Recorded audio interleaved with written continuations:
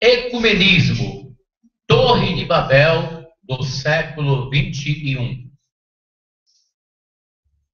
Nós temos nessas sextas-feiras trazido para vocês importantes informações sobre as seitas famosas no Brasil.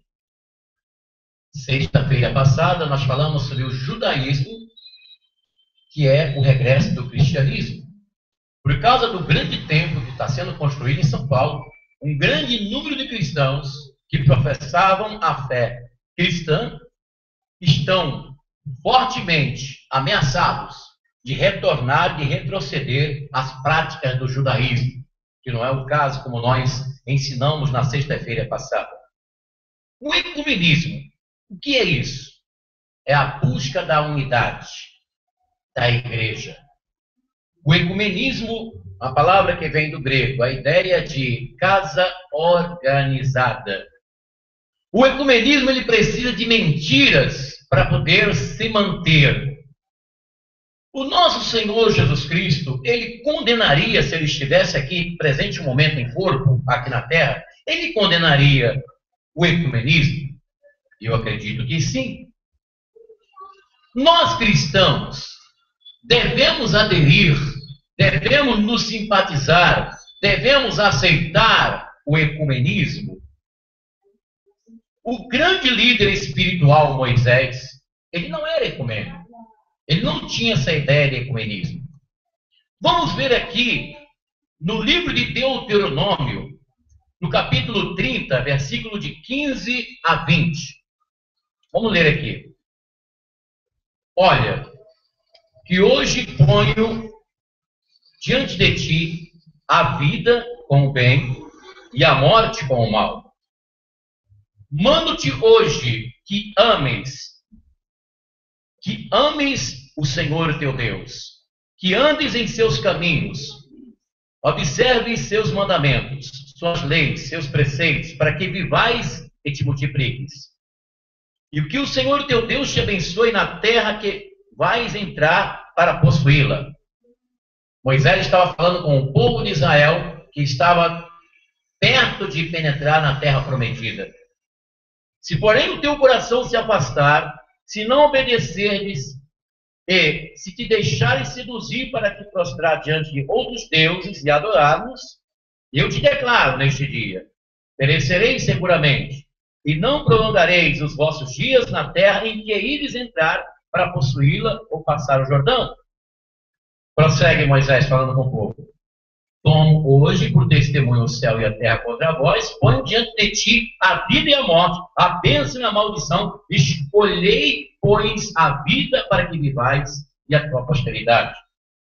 Amando o Senhor teu Deus, obedecendo a sua voz, permanecendo unido a Ele, porque é esta a tua vida e a longevidade dos teus dias na terra que o Senhor jurou a dar a Abraão, Isaque e Jacó, teus pais. A proposta que Moisés faz aqui com o povo, nas vésperas de entrar na terra prometida, não é de ecumenismo, mas sim de obediência, de sujeição a Deus, de atender às palavras ditas por Deus através dele, o profeta Moisés, para o povo de Israel. A ideia de ecumenismo ela começou cedo, ela começou lá em Gênesis, como nós já vimos no capítulo 11 de Gênesis. A Torre de Babel que conhecemos na Bíblia. Palavra no hebraico, Babel, que quer dizer confusão. Capítulo 11, no livro de Gênesis. Quando Nimrod, neto de Noé, ele foi a primeira pessoa a propor um ecumenismo, uma junção, um conselho, uma junta, uma unidade de poder. 11, versículo 4, diz assim: depois disseram, vamos, façamos para nós uma cidade e uma torre cujo cimo atinge os céus, tornemos assim célebre o nosso nome, para que não sejamos dispersos pela face de toda a terra. E a palavra aqui prossegue dizendo que Deus confundiu as línguas ali, e houve então a dispersão daqueles povos. O ecumenismo ele propõe o quê? Ele propõe uma unidade religiosa, propõe um diálogo de igual por igual daqueles que fazem parte dessa junção. O ecumenismo propõe a fraternidade, uma união litúrgica e até mesmo unidade de raça. Agora fica a pergunta: será que isso é possível? Será que vai haver um consenso na conclusão ecumênica? Numa conclusão ecumênica, será que isso será possível? Essas intenções? Nirode, neto de Noé, foi que fez a primeira proposta. E essa ideia se proliferou, ela continuou.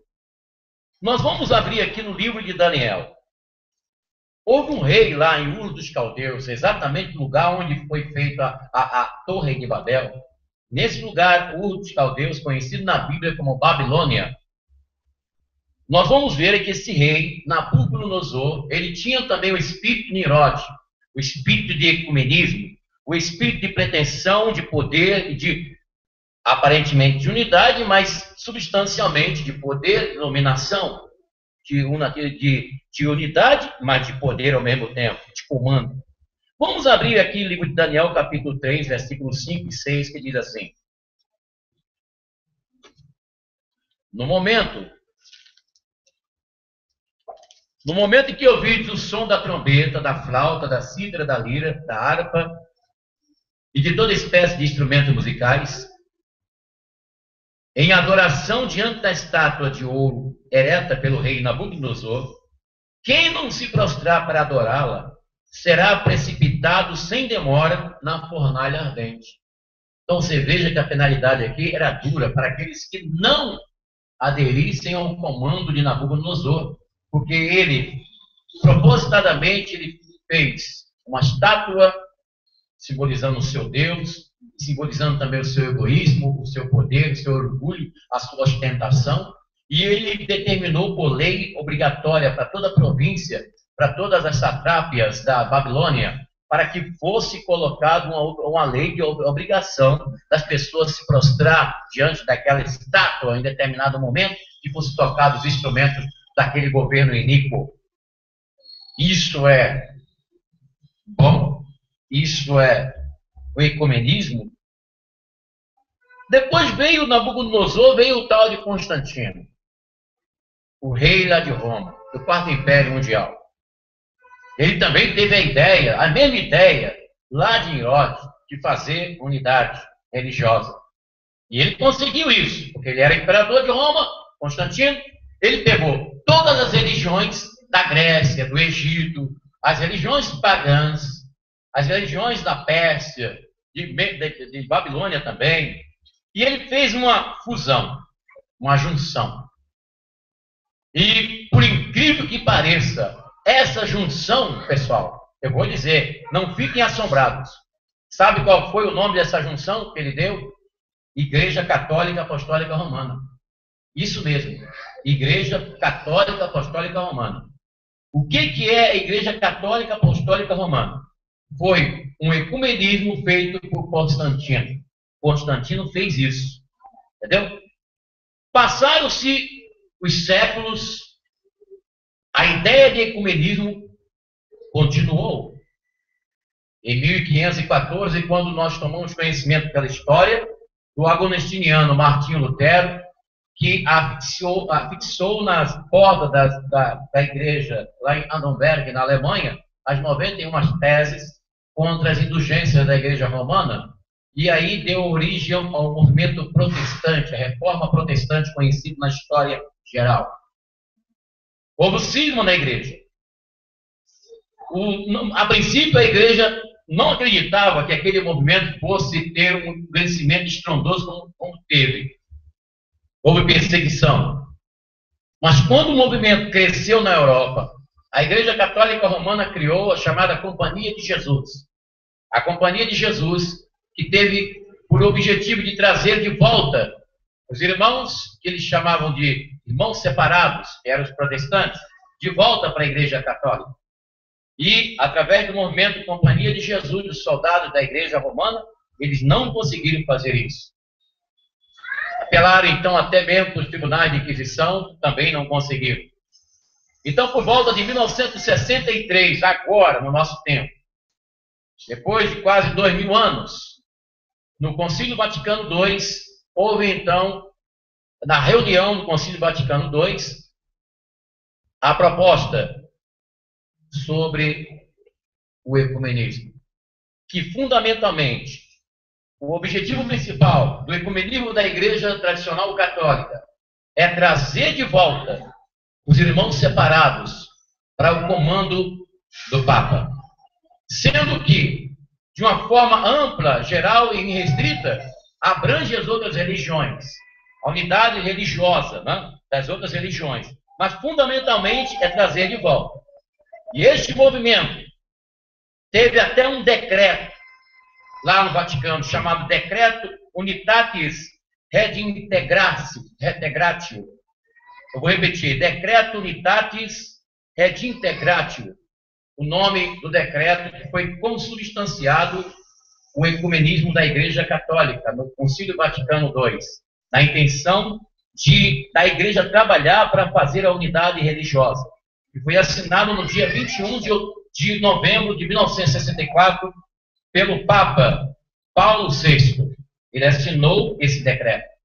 E de lá para cá, desde 1964, a Igreja Católica Apostólica Romana tem trabalhado no sentido de trazer de volta os protestantes ao comando do Vaticano, ao comando do Papa. E por incrível que pareça, a Igreja Católica tem conseguido êxito nesta intenção ecumênica, porque várias igrejas evangélicas, não só do Brasil, mas de vários países do mundo, já aderiu e já aceitou o ecumenismo da Igreja Católica. Corações alados? Será? Isso é possível? Ou Torre de Babel do século XX? Ecumenismo, como eu já disse, é uma casa que está organizada. Essa é a ideia. Só que o ecumenismo tem vários contextos dentro de várias situações. Mas, originalmente, é isso aí, né? O ecumenismo, que é a pretensão do povo religiosamente unido, vai trazer paz? Quando eles concluírem isso, vai trazer a paz? A resposta está na Bíblia. Paulo diz: quando disserem haja paz e segurança, sobrevirá repentina destruição. O ecumenismo ele já está sendo mostrado para os povos. Aqui no Brasil nós podemos perceber claramente. Nós já tivemos oportunidade de assistir pela televisão encontro de padres com cantores da música gospel, né? Padre Marcelo Rossi com Damares, com outras cantoras e cantores da música gospel. Também Padre Fábio de Mello com a pastora Valdemila lá do Rio de Janeiro no programa do Faustão, cantando juntos. O Padre Fábio de Mello, ele fala muito no ecumenismo. Ele é muito a favor dessa união, dessa unidade proposta pela Igreja. Mas isso vai dar certo? O Papa Bento XVI, quando chegou aqui no Brasil, ele foi recebido por pastores evangélicos no aeroporto. Semelhantemente, também a presença do Papa Francisco, que sucedeu o Papa Bento XVI, quando esteve aqui na festa da juventude, né? Também foi recebido pelos pastores evangélicos. Uma coisa que não acontecia há 20 anos atrás. Há 30 anos atrás isso não era possível acontecer. Mas, como eu disse, a Igreja tem conseguido êxito na ideia do ecumenismo. O ecumenismo contribui para quê? Essa junção religiosa proposta pela Igreja Romana. Ela contribui para dispersar a sã doutrina. A sã doutrina da palavra de Deus, ela fica dispersa no meio ecumênico. Não existe mais referência da sã doutrina. O ecumenismo contribui também para misturar o joio com o trigo. É muito claro na Bíblia. O nosso Senhor, na parábola do joio e do trigo, ele explica muito e deixa muito bem claro. Ele deixa claro que há o joio e há o trigo, e que os dois não podem se misturar. Um tem que ser, mesmo que seja arrancado todos de uma vez, mas continua sendo o joio, continua sendo o trigo, trigo é trigo, joio é joio. E o ecumenismo, ele contribui para fazer essa mistura. Em terceiro lugar, o ecumenismo, ele contribui para a criação de doutrinas heréticas. Porque a partir do momento que a pessoa A está unida com a pessoa religiosa B, ela vai aceitar, admitir a heresia que foi feita pelo A, pelo B, pelo C e assim sucessivamente. Vocês estão entendendo? Vocês são inteligentes. O ecumenismo contribui, 4, para a exaltação dos líderes religiosos, o que é o que se percebe. Eu estava assistindo um vídeo na internet, um encontro do Papa Francisco com pastores evangélicos e da igreja luterana, da igreja anglicana e da igreja metodista. Uma verdadeira manifestação farisaica. Líderes religiosos se exibindo, beijando a mão do Papa, e ali naquela exibição assim, será que nosso Senhor Jesus Cristo, o Filho de Deus Altíssimo, o homem de Nazaré, o nosso Salvador, iria compartilhar com uma situação dessa? Essa é uma pergunta para nós pensarmos. Quinto, o ecumenismo contribui para a formação de ditadura religiosa. Isso mesmo que eu falei, ditadura religiosa. O que seria uma ditadura religiosa? Vamos aqui fazer aqui uma especulação. Vamos aqui fazer aqui uma suposição óbvia. Uma suposição óbvia, não fora da lógica. A partir do momento que as igrejas se unem às religiões, então vai haver o quê? Uma ditadura religiosa. O que quer dizer isso? As igrejas, elas só poderão funcionar, elas só terão alvará de funcionamento a partir do momento que estiver unido a essa ditadura. Agora voltemos ao que nós dissemos sobre o Templo de Salomão. O Templo de Salomão que está sendo construído aqui em São Paulo pela Igreja Universal do Reino de Deus, pelo líder Edir Macedo. Ele diz que todas as igrejas do Brasil e do mundo vão se prostrar diante do Templo de Salomão. Isso é uma ideia de ecumenismo, uma ideia muito ecumênica, muito forte, de ditadura religiosa, do qual nós citamos aqui. Eu, se eu fosse um pastor evangélico, eu ia chegar para os meus membros da igreja, da minha igreja, e falar: vocês não vão visitar aquele templo. Seria melhor vocês visitar um museu, ir numa Bienal, ir numa biblioteca, ir lá no Sesc, ir no teatro até, mas no Templo de Salomão não. Se você quer ver, quer ter o interesse, veja na internet, veja em outra maneira, mas não vá lá por causa dessa palavra, para que você não seja participante dessa palavra dita por esse líder religioso da Universal, que diz que todas as igrejas vão se inclinar.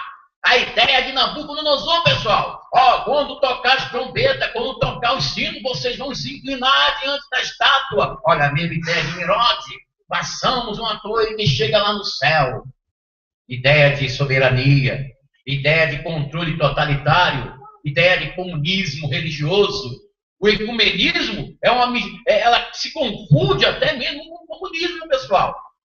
Apesar de que nós não temos, nós cristãos não temos assim a consciência do que seja realmente o comunismo, não? O comunismo, que já é outra história, mas é uma ideia. É ideia de comando, de totalitarismo, entendeu?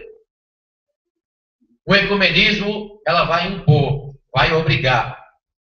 Quando ela se concluir, quando as igrejas, as religiões estiverem juntas, então será fácil para o cumprimento do que Paulo fala aqui na carta aos Tessalonicenses, capítulo 2. Vamos aqui para a carta de Paulo aos Tessalonicenses.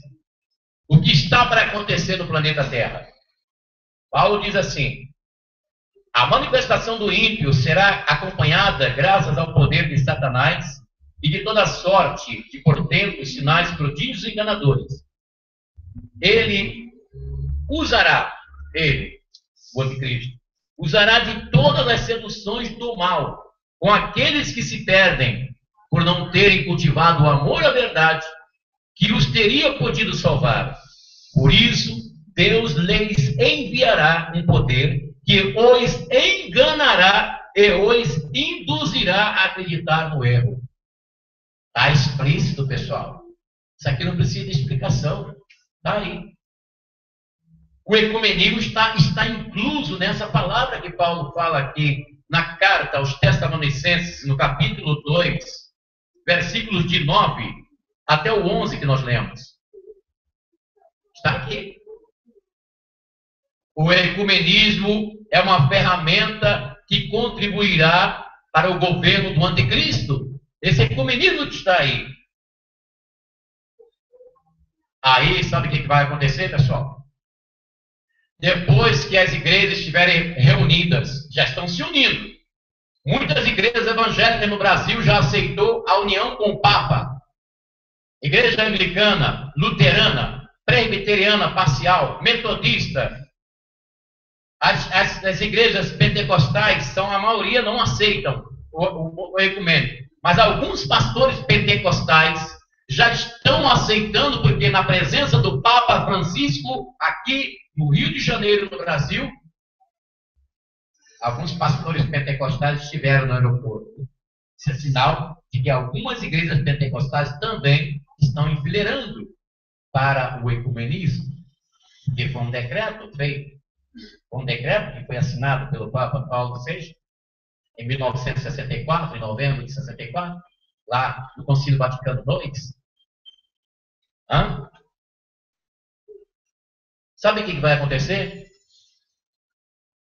Quando o ecumenismo tiver o seu sucesso globalizado, no Brasil, nos países, quando 90%, diríamos, das igrejas estiverem consubstancialmente unidas ao Vaticano, no domínio do Papa, quando tiver a Torre de Babel do século XXI formada, então os verdadeiros cristãos em Jesus Cristo vão ter que ouvir aquela palavra que está escrita em Apocalipse: sai dela, povo meu. Aí sim, essa palavra ela vai ter uma força muito grande, porque a Torre de Babel do século XX é esse movimento ecumênico que está sendo aí apresentado diante dos nossos olhos, está sendo consubstanciado. Aqui no Brasil, esse templo de Salomão, da Igreja Universal do Reino de Deus, ela contribuirá fortemente para o sucesso do ecumenismo religioso cristão, junto com a Igreja Católica Tradicional Romana. Essa é a verdade. Será que Paulo, o apóstolo, ele aprovaria o ecumenismo se ele estivesse aqui junto de nós? Vamos ver aqui na Bíblia. O que Paulo teria, qual seria a palavra de Paulo sobre este movimento ecumênico aí? Capítulo 6 da segunda carta aos Coríntios, versículo 14 e 18, diz assim: não vos prendais ao mesmo jugo com os infiéis. Que união pode haver entre a justiça e a iniquidade? Ou que comunhão pode haver entre as trevas e a luz? Que compatibilidade pode haver entre Cristo e Belial? Ou que acordo entre o fiel e o infiel? Como conciliar o templo de Deus e os ídolos? Porque somos o templo de Deus vivo. Como o próprio Deus diz: eu habitarei, andarei entre eles e serei o seu Deus, e eles serão o meu povo. Levítico 26, 11. Portanto, saia do meio deles e separai-vos, diz o Senhor. Não toqueis no que é impuro, e eu vos receberei. Serei para vós um pai, e vós sereis para mim filhos e filhas, diz o Senhor Todo-Poderoso. Paulo não aceitaria essa proposta do ecumenismo. Paulo não aceitaria a ideia de Nirode, a ideia de Nabucodonosor, a ideia de Constantino, a ideia que está sendo proposta desde o Concílio Vaticano II. E não aceitaria, porque é uma torre de Babel. Babel quer dizer confusão. Que compatibilidade vai haver eu, que sigo a Jesus Cristo, e com o irmãozinho que segue os espíritos do espiritismo? Não tem compatibilidade. Só um idiota que iria entender que, não, aquele irmão ali que é espírita, ele segue os espíritos, eu sigo a Jesus, eu vou ter comunhão com ele. Mentira, você está se enganando. Não existe, está escrito aqui na Bíblia que não existe comunhão entre luz e trevas, entre Cristo e Belial. Não existe, pessoal. E o ecumenismo propõe, dizendo, exibindo uma falsa paz, uma falsa união, uma falsa compatibilidade que não existe.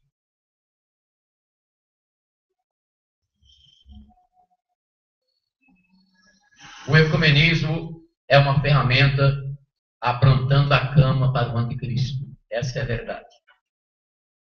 E existe um movimento na igreja tradicional católica chamado movimento carismático.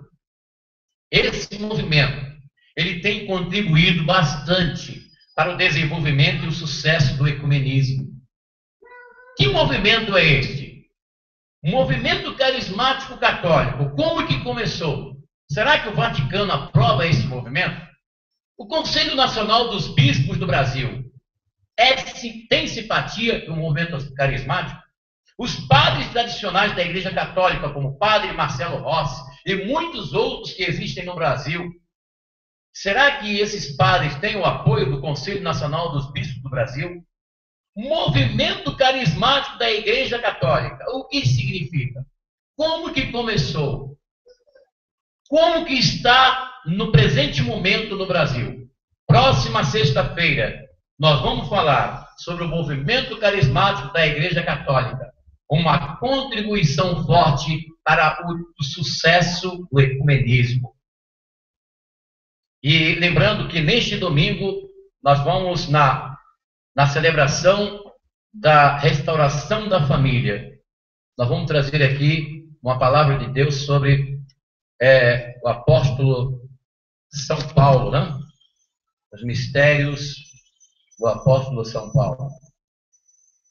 E quarta-feira, na celebração, às 18 horas, na lavagem das mãos da miséria aqui, nós vamos estar ministrando também a palavra de Deus. Lembrando a vocês que sexta-feira que vem, quando nós vamos falar sobre o momento carismático e vamos estar encerrando a crucificação do mal. E simultaneamente iniciando, agora é só vitória. Nós vamos aprender na Bíblia como vencer nesse mundo tão difícil, um mundo tão complicado, um mundo tão cheio de complicações agora. Cada dia que se passa está ficando complicado para viver. Como obter vitória no meio de uma família desviada de Deus, no meio de uma sessão de trabalho onde as pessoas invocam os demônios, porque tem lugares, como eu já trabalhei em lugares, em que as pessoas tinham os cantinhos para colocar as coisas, as mungigangas de Satanás, para poder servir aos demônios. E quando você conviver neste meio, mantendo-se fiel a Deus, como vencer, obter as vitórias nessas situações? Nós vamos conhecer aquelas páginas da Bíblia, as vitórias do povo de Deus, em nome de Jesus. E vamos dar início a essa nova grande trezena, né? Que vai começar dia 27, sexta-feira que vem, e vai terminar no dia 19 de setembro. Agora nós vamos dizer começo e fim agora. Porque o povo fica perguntando, quando que vai acabar a trezena? Quando que vai acabar a trezena? Gente, quando nós estamos no rádio, fazendo programa radiofônico, nós podemos mudar de semana para semana, nós podemos mudar as celebrações, entendeu? Uma semana nós vamos fazer X, noutra semana nós vamos fazer Y, noutra semana nós vamos fazer a cura, entendeu? E etc. Ministrar a cura divina, né? Porque nós não somos curadores, quem cura é Jesus, assim seja. E nós vamos distribuir a água milagrosa, a água que nós levaremos para o monte nesta semana. Você vai receber um frasco com água para você ser curado por nosso Senhor Jesus Cristo de enfermidade, para você vomitar a enfermidade, para você não sentir dor, porque é horrível a pessoa sentir dor. A pessoa perde o ânimo, perde a vontade de tudo, às vezes até mesmo de viver, né? Quando a pessoa está com dores. E quantas são as pessoas que às vezes estão na igreja, estão aqui numa celebração como esta, mas o seu corpo está doendo, suas pernas estão com dores, sua coluna está doendo, a sua cabeça está em bom peso, um peso terrível, e Deus não quer isso. Ele quer curar você, e nós vamos distribuir a água milagrosa a partir de sexta-feira que vem, em nome de Jesus, o nosso Senhor. Essa é uma transmissão diretamente do Santuário Yahvé, de Santo Amaro, São Paulo, capital, que fica localizada na rua Desembargador Bandeira de Melo, número 513. Eu sou o Bispo Afonso Querubim.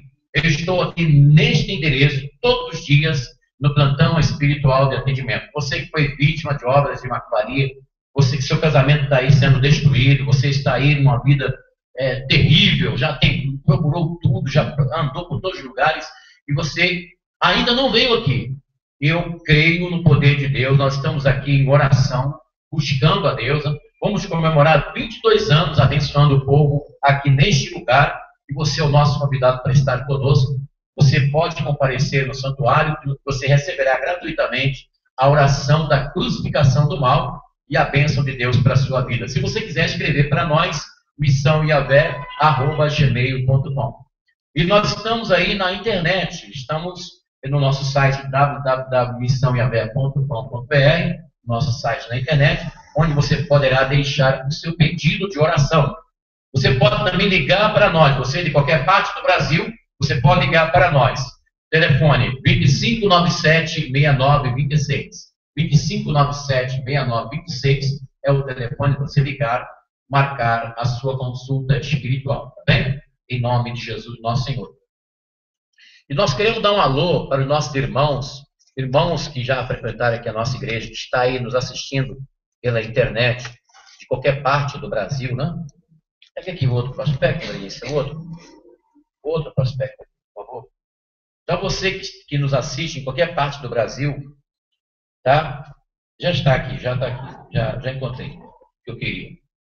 Então, nós não temos esse costume, não para você que está nos assistindo pela primeira vez, mas você que já foi devoto da nossa igreja, mesmo daqui de São Paulo, você que está no Rio de Janeiro, em Curitiba, nós temos devotos que estão espalhados pelo Brasil, e você que ainda não se situou em alguma igreja, não está congregando em igreja nenhuma, mas está aí na sua casa, está nos assistindo pela internet, e nós precisamos da sua ajuda. Nós pedimos, nesse momento do aniversário da igreja, estamos completando 22 anos, então, para você mandar uma oferta, ou então o seu dízimo, você depositar no banco, para nos ajudar aqui, porque nós tivemos um aumento estupendo do aluguel do nosso santuário, e nós estamos fazendo esse pedido de amor para você que recebeu bênção, não? Você que recebeu bênção na nossa igreja, que está em qualquer parte do Brasil aí, na Bahia, ou no Ceará, Fortaleza, nós temos pessoas lá em Pernambuco, tem mais de 10%, mais de 50% do Brasil, nós temos devotos que já foram na nossa igreja, porque nós estamos aqui há 22 anos. Recentemente nós tivemos um telefonema lá de uma filha de Deus lá, de Minas Gerais, né? Lá de perto de Leopoldina, que ela nos encontrou lá na internet e ligou para nós aqui, e eu acho que ela ficou duvidando de se era realmente nós, né? Minha filha, muitos anos, a igreja era no primeiro andar, quando ela frequentou, né? Então você que já foi devoto da igreja, que recebeu bênção na nossa igreja, e você gostaria de mandar uma oferta especial para nos ajudar nesse momento que estamos aniversariando, então aqui está o número da conta da igreja, tá? Para você, tá bem? Aqui está o número da conta da igreja, para você depositar a sua oferta, o seu dízimo, tá bem? Para nos ajudar, porque nós estamos precisando dessa ajuda urgente. Nós estamos pedindo a Deus, né? Porque aqui não é próprio, aqui é um aluguel caro que nós pagamos mensalmente para poder manter essas portas abertas, para manter essa missão, entendeu? Você pode até dizer assim, poxa, já tem tanta igreja, por que tem que ter mais essa? Mas sabe o que o nosso Senhor diz? Quando ele comissionou seus discípulos, ele disse assim, que os campos estão brancos para a ceifa, e que existem muitas pessoas que ainda precisam de conhecer o Senhor Jesus Cristo. E essa é a nossa missão principal aqui no Santuário Yahvé.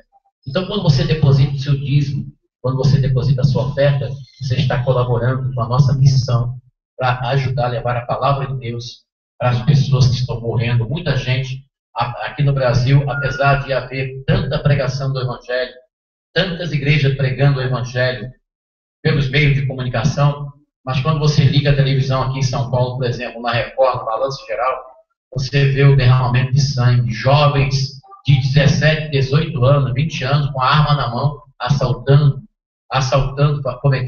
cometendo assaltos. E eu tive até uma notícia no dia de hoje, né, que a polícia de São Paulo teve até que atirar em jovens que estavam invadindo uma casa aqui em São Paulo, e alguém chamou a polícia, os jovens trocaram tiro com a polícia, e os jovens morreram, e a mãe apareceu, a mãe chorando, porque viu o seu filho no crime, morto, porque trocou tiro com a polícia.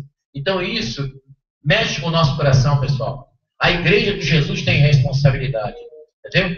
Então você, meu irmão, minha irmã, de qualquer parte do Brasil, muito especialmente aqui de São Paulo, você que já foi devoto da nossa igreja, que está nos acompanhando pela internet, pelo YouTube, pelo canal Missão Yahvé, então deposite o seu dízimo, a sua oferta, tá? Para Deus abençoar você, abençoar também a nossa missão, que está precisando do seu amor, do seu carinho. Mesmo que você não faça isso sempre, mas pelo menos nesse momento que estamos numa carência muito grande, né? O que acontece em Copas do Mundo, pessoal, a igreja ela tem uma queda muito grande, não só a igreja, mas tudo em geral. Porque essa Copa do Mundo, quem ganha dinheiro, quem produz, são os jogadores de futebol e as empresas que estão patrocinando. O povo fica ali intertido, às vezes impedido até de trabalhar, como eu já recebi várias comunicações de pessoas, né? Pessoas que trabalham e que chegam para mim e dizem assim, olha, a loja está vazia, não tem cliente, e as pessoas estão intertidas, porque até o começo do mês que vem vai ser assim, pessoal. Nós já temos experiência. E na igreja a mesma coisa. A igreja também, as pessoas ficam como que não existisse nem a obra de Deus. Entendeu? Como que não existisse. Então Deus te abençoe.